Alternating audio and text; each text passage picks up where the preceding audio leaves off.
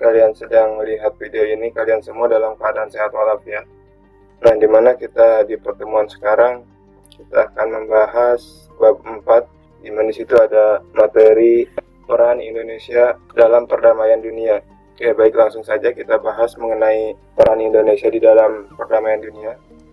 Ini adalah pembukaan Undang-Undang Dasar Negara Republik Indonesia tahun 1945. Nah, di dalam pembukaan UUD 1945, kita temukan kalimat, maka sesungguhnya penjajahan di atas dunia harus dihapuskan karena tidak sesuai dengan pri kemanusiaan dan pri keadilan, di mana Indonesia sangat menjunjung tinggi perdamaian. Tentunya selalu turut serta dalam mewujudkan perdamaian di dunia, ya. Di mana keikutsertaan Indonesia dalam perdamaian dunia itu diwujudkan melalui organisasi-organisasi internasional. Di antaranya ada Konferensi Asia Afrika, terus ada Misi Garuda, ada Gerakan Non-Blok, ada ASEAN. Nah, itu semua kita nanti akan bahas satu persatu, ya. Bagian A, dinamika perdamaian dunia, di mana perdamaian dunia selalu didambakan oleh Indonesia sejak dahulu kala, ya. Sebelum merdeka, bahkan sampai sejak Indonesia merdeka, Indonesia selalu ingin mewujudkan perdamaian dunia karena negara Indonesia sendiri tahu bagaimana rasanya dijajah, terutama oleh Belanda 3,5 abad lebih, ya. Terus ditambah dengan negara-negara lain. Jadi atas dasar itulah, maka Indonesia sangat mewujudkan perdamaian dunia tanpa adanya penjajahan dari negara-negara adidaya. Nah, yang dimaksud dengan pengertian perdamaian dunia, ya, di mana secara umum perdamaian itu adalah kondisi tidak adanya atau berkurangnya segala jenis kekerasan. Lain dari itu, ada juga pengertiannya, yaitu adalah transformasi konflik kreatif non-kekerasan. Jadi kalau berdasarkan pengertian tersebut, maka disimpulkan bahwa perdamaian adalah apa yang kita miliki ketika transformasi konflik yang kreatif berlangsung tanpa adanya tindakan kekerasan. Nah, sebenarnya pengertian dari perdamaian ini, ya, itu memiliki banyak arti, baik itu secara luas, di mana damai memiliki banyak arti, ya, di mana arti kedamaian berubah sesuai dengan hubungannya dengan kalimat. Nah, perdamaian itu juga dapat menunjukkan kepersetujuan mengakhiri sebuah perang atau ketiadaan perang, atau sebuah periode di mana sebuah angkatan bersenjata tidak memerangi musuh. Nah, damai dapat juga berarti sebuah keadaan tenang, seperti yang umum di tempat-tempat yang terpencil, di mana di situ kita bisa untuk tidur atau meditasi atau ngopi. Damai dapat juga menggambarkan keadaan emosi dalam diri, dan akhirnya damai juga dapat berarti kombinasi dari definisi-definisi tersebut, tergantung situasi dan kondisi, dan juga tergantung kepada orangnya, ya, dengan budaya yang berbeda-beda. Kadang ada yang tidak setuju dengan arti kata tersebut, yang dipengaruhi dalam budaya tertentu. Yang bagian 2, mewujudkan perdamaian dunia, ya, di mana Indonesia itu adalah negara yang cinta damai. Jadi oleh karena itu negara Indonesia dan seluruh negara di dunia ini bergandengan tangan dan berkomitmen untuk terus menyerukan dan mewujudkan perdamaian dunia, di mana kita semua harus meyakini bahwa suatu saat nanti perdamaian dunia akan benar-benar terjadi.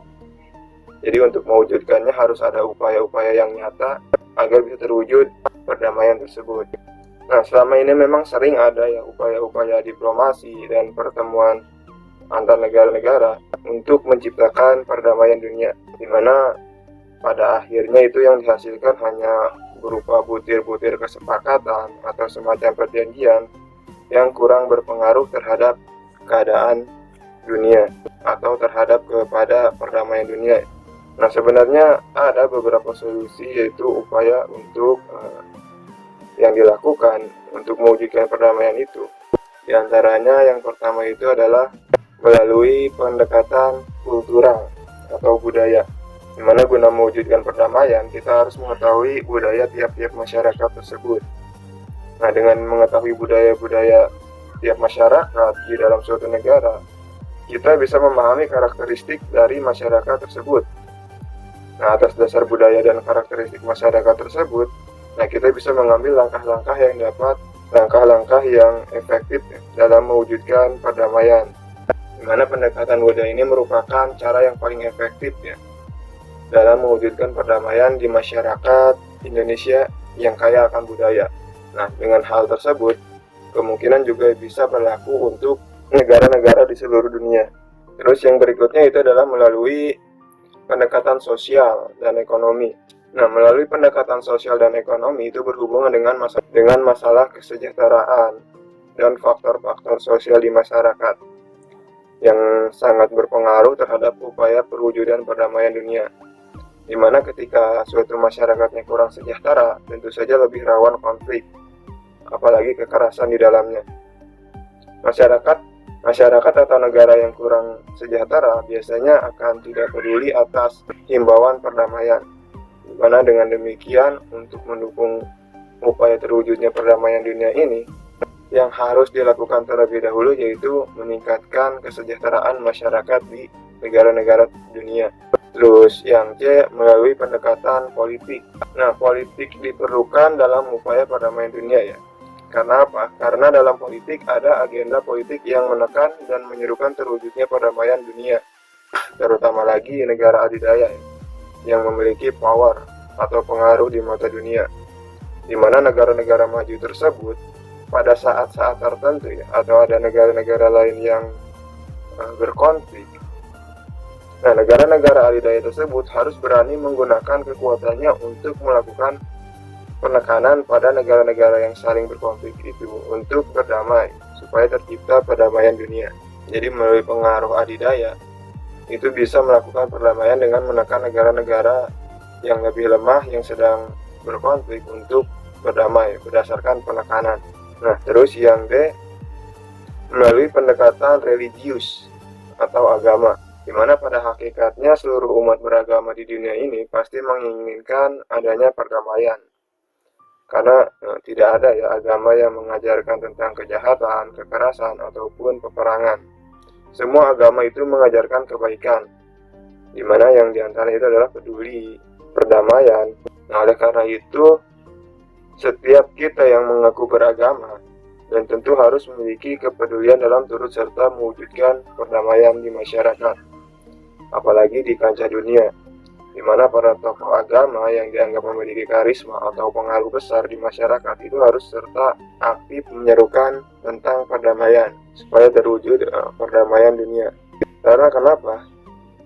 Karena kalau misalkan terjadi peperangan dunia seperti yang terjadi pada Perang Dunia Pertama, Perang Dunia Kedua yang melibatkan banyak negara, maka itu sudah dipastikan bahwa itu merupakan akhir dari perjalanan manusia di muka bumi ini. Karena kita ketahui sendiri sekarang negara-negara di dunia itu hampir seluruhnya menggunakan senjata nuklir. Yang mana kita ketahui efek dari senjata nuklir tersebut itu sangat berdampak luar biasa ya bagi kehidupan manusia. Nah, terus yang ketiga, Indonesia dan perdamaian dunia, di mana kebijakan politik luar negeri berkaitan dengan 3 unsur yang saling berhubungan, yaitu kepentingan nasional, kemampuan nasional, serta dinamika dan kondisi nasional, di mana ada beberapa bagian. Yang pertama itu adalah prinsip hidup berdampingan secara damai berdasarkan persamaan derajat. Jadi di sini maksudnya adalah konsepsi perdamaian itu sebagai suatu hak asasi manusia yang jelas, yang akan membantu meningkatkan kesadaran umum bahwa setiap orang itu mempunyai peran dalam memelihara perdamaian, memperluas dukungan umum terhadap kebijaksanaan, terus sebagai tonggak bagi kebijaksanaan pemeliharaan perdamaian dan keamanan internasional, di mana usaha untuk menciptakan perdamaian dunia itu telah banyak dibicarakan oleh para ahli, apalagi terutama para ahli-ahli politik ya dan kenegaraan sejak zaman dahulu. Di antaranya dalam sidang umum PBB tanggal 24 Oktober 1970 yang menyatakan bahwa setiap perang agresi merupakan kejahatan terhadap perdamaian dan bahwa suatu ancaman atau penggunaan kekuatan merupakan pelanggaran terhadap hukum internasional, di mana penggunaan kekerasan dalam hubungan internasional itu sudah dilarang. Seharusnya diselesaikan secara damai melalui Majelis Umum PBB atau Mahkamah Internasional. Dan Majelis Umum PBB juga itu telah mendeklarasikan dalam pasal 2 ayat 4 Piagam PBB, serta berdasarkan deklarasi Manila pada tahun 1942 yang melarang negara anggota menggunakan kekerasan dalam hubungannya satu sama lain. Jadi itu sudah dituangkan di dalam rapat PBB ya, bahwa setiap perang agresi merupakan kejahatan terhadap perdamaian. Terus yang berikutnya itu adalah mengenai masalah internasional. Nah, masalah internasional itu terjadi karena suasana dunia masih jauh dari rasa aman dan damai. Kemerdekaan bangsa-bangsa masih terkekang, aspirasi rakyat masih terhambat, dan ketidakadilan ekonomi masih terus berlanjut setelah Perang Dunia Kedua, sehingga negara-negara berkembang dihadapkan pada tantangan bersejarah yang diakibatkan oleh kenyataan-kenyataan yang di dalam bidang politik dan ekonomi itu sangat terpuruk, terutama di bidang politik ya. Masalah internasional di bidang politik di mana sering pecahnya perang saudara ya, yang disebut oleh pertentangan etnis maupun agama yang terjadi di suatu negara maupun antar negara, seperti yang terjadi akibat dari agresi Amerika Serikat yang menyebabkan berjuta-juta rakyat Irak yang tidak berdosa kehilangan nyawa, serta perjuangan rakyat Palestina terhadap Baitul Maqdis yang menyebabkan kematian Presiden Yasser Arafat pada akhir tahun 2004. Mana itu menunjukkan bahwa belum ada tanda-tanda perdamaian dunia yang membaik, di mana masalah agresi yang terjadi itu sebenarnya merupakan pemborosan terhadap ekonomi nasional dan internasional. Nah, sementara di belahan bumi lainnya masih banyak rakyat yang miskin dan kekurangan gizi serta membutuhkan modal untuk pembangunan ekonomi, pendidikan, kesehatan, dan lainnya. Jadi oleh karena itu hal ini malah menjadi masalah yang memprihatinkan bagi dunia dengan alasan-alasan tersendiri ya. Jadi baik Amerika terhadap Irak maupun Israel terhadap Palestina itu mempunyai alasan-alasan politik sehingga mereka melakukan agresi militernya. Terus yang kedua itu di bidang ekonomi, di mana pembicaraan ekonomi dunia itu menunjukkan bahwa tantangan lama itu belum teratasi, sedangkan masalah baru seperti masalah-masalah kemiskinan dan keterbelakangan telah bermunculan kembali, di mana globalisasi perekonomian internasional yang meningkat serta kemajuan pesat ilmu pengetahuan dan teknologi telah mengubah secara drastis pola-pola produksi, perdagangan, dan keuangan, di mana secara potensial sebenarnya dapat membuka peluang yang lebih besar bagi kemajuan bersama. Namun akan tetapi hal tersebut telah berdampak negatif terhadap negara-negara berkembang dibandingkan dengan negara-negara maju yang semakin maju dan negara berkembang yang semakin tertinggal. Jadi itu merupakan suatu tantangan tersendiri ya bagi pemerintah Indonesia untuk menjadikan negara Indonesia lebih maju lagi. Nah, sekarang kita bahas mengenai peran Indonesia itu dalam menciptakan perdamaian dunia. Banyak ya organisasi internasional yang telah diikuti oleh Indonesia dalam mewujudkan perdamaian dunia. Di antaranya itu adalah dengan mengikuti ASEAN, di mana ASEAN itu adalah merupakan sebuah organisasi geopolitik dan ekonomi dari negara-negara di kawasan Asia Tenggara, di mana didirikan 8 Agustus 1967 yang berkantor pusat di Jakarta ya. Terus ada APEC, IMF, dan masih banyak lagi organisasi-organisasi dunia yang telah diikuti oleh negara Republik Indonesia untuk mewujudkan perdamaian dunia. Sebagai bukti bahwa Indonesia itu telah berperan dalam mewujudkan perdamaian dunia, di mana keikutsertaan Tentara Nasional Indonesia menjadi bagian pasukan penjaga perdamaian PBB sejak 1957 sampai sekarang, di mana negara kita adalah pasukan Tentara Nasional Indonesia yang ditugaskan sebagai pasukan perdamaian di negara lain. Nah, di mana Indonesia mulai turut serta mengirim pasukannya sebagai bagian pasukan penjaga perdamaian PBB sejak 1957. Sudah banyak ya keikutsertaan tentara-tentara Indonesia itu di dalam suatu pergerakan dalam mewujudkan perdamaian di dunia. Jadi sudah banyak sepak terjangnya. Di mana diantaranya ada kontingen Garuda 1, yaitu dikirim pada 8 Januari 1957 ke Mesir. Kontingen Garuda Indonesia 1 ini terdiri dari gabungan personil dari Resimen Infanteri 15, Tentara Teritorium TT4 di Ponorogo, serta satu komplit dari Resimen Infanteri 18 TT5 Brawijaya di Malang. Nah, kontingen ini itu dipimpin oleh Letnan Kolonel Infanteri Hartoyo yang kemudian digantikan oleh Letnan Kolonel Infanteri Suwadi Suramihajo. Kontingen Indonesia berangkat tanggal 8 Januari 1957 dengan pesawat C-124 Globemaster dari Angkatan Udara Amerika Serikat menuju Beirut, ibu kota Lebanon. Nah, dari Beirut pasukan dibagi dua, sebagian menuju ke Abu Suwair dan sebagian ke Alexandria. Nah, selanjutnya pasukan di Alexandria dipindahkan ke Gaza, daerah perbatasan Mesir dan Israel, sedangkan kelompok komando berada di Rafah.